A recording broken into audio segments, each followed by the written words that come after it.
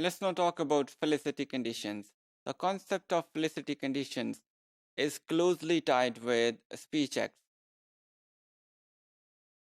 Like physical actions, we do need certain pieces of tools or certain help from other people or certain conditions in which a certain action can be performed. For example, in order to perform the action of bathing, you need water, you need a proper bathroom where you can actually bathe in, or a certain other condition in various contexts. So similarly, when you need to perform speech acts, you need to have certain conditions which should be there. And when they are there, the action can be performed appropriately. Otherwise, the action might not be performed uh, properly, or may be understood uh, wrongly by the perceiver or by the listener of what is being said. So all those conditions or appropriate situations in which an action uh, can uh, can be performed properly may be seen as felicity conditions, and they are important for all kinds of speech acts.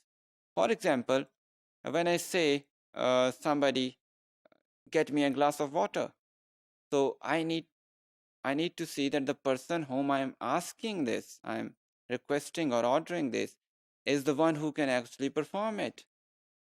He may not be the one who cannot move to perform this, or he may not be elderly enough that my request or order both turn into a kind of disrespect.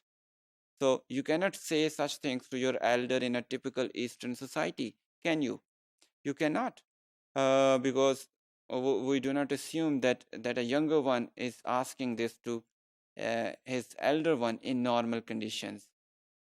You might say this when you are seriously ill or you cannot move for certain reason, and you might request an elder one. But in most conditions, we would not ask our elder one to bring us a glass of water. So the felicity condition, the cultural condition is not there so that this action may not be performed. So in order to perform a speech act, we need to have certain conditions which have to be met so that the action may be performed. And the performance will be infelicitous or inappropriate if the speaker is not a specific person in a special context. For example, if a judge pronounces a kind of sentence to somebody, and he says, I sentence you to 6 months in prison. And in order this speech act to be performed or executed, there must be a judge who can actually announce this sentence. No other person other than judge can perform this act, because other people would not have the legal capacity to say others uh, like this, or to sentence others in this way. Similarly, the person who is listening to this or who is being addressed to in this statement, he should be guilty of something, and guilty of something which may amount or which may lead us to announce such sentence for him or her. So if the person in front of the judge is not guilty of anything, and a judge cannot say this by walking on street uh, in most normal situations. So there needs to be certain conditions which have to be there in order to perform a certain speech act. In everyday context, we do have these conditions. There are certain conditions of persons or participants, and as I just explained in the example of a judge or a person who has been sentenced for some time. So there need to be certain conditions of participants. There need to be proper participants in order to understand speech act in a sensical way. Otherwise, people can take their nonsensical meanings.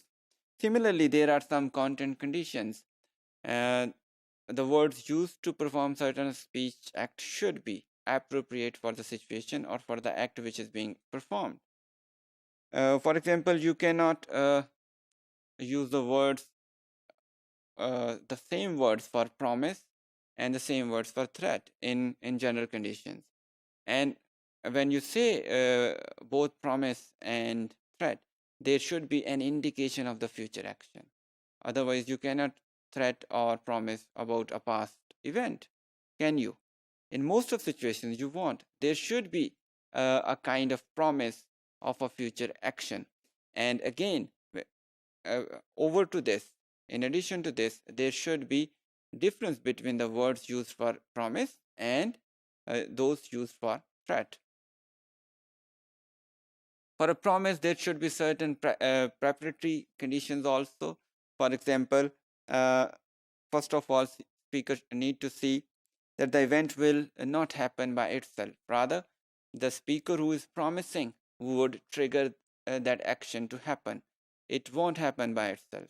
Secondly, the event will have a beneficial effect. A promise is usually made when something positive has to happen for the addressee in most of the situations.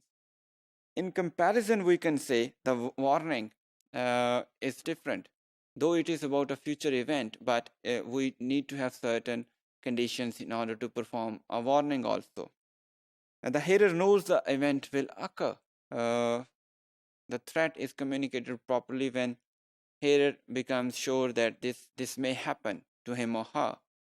The speaker does think the event will occur. Speaker also knows or also intends that this action would occur. Then the event will not have a beneficial effect. So it should be something disastrous in order to become the speech act of warning. In addition to this, there need to be certain sincerity conditions. Sincerity condition includes the sincerity of the speaker, that he actually intends to perform it. Mere verbose or hollow claims do not make a proper speech act, or such speech acts may not be performed altogether. Whenever a speaker says something, he should have sincerity to implement it. Only then we can see that that speech act would be performed. For a promise, the speaker genuinely intends to carry out the future action. And similarly, for a warning, the speaker genuinely believes that the future act will not have a beneficial impact. If these situations do not exist, we can see that the sincerity condition is missing in such cases.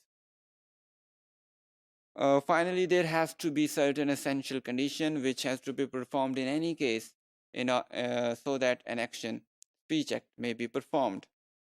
For example, for a promise, the speaker should have intended to create an obligation to carry out the action as promised. He should have created that obligation for him or herself. Otherwise, the action would never be performed. In contrast, for a warning, the utterance changes the speaker's state from non-informing of a bad future event to informing. He clearly informs the listener that this would happen to you. So, with these examples, we can understand that in order to perform various kinds of speech acts, we need to have certain conditions in which those actions, speech acts, may be performed. And these conditions may roughly be called as felicity conditions.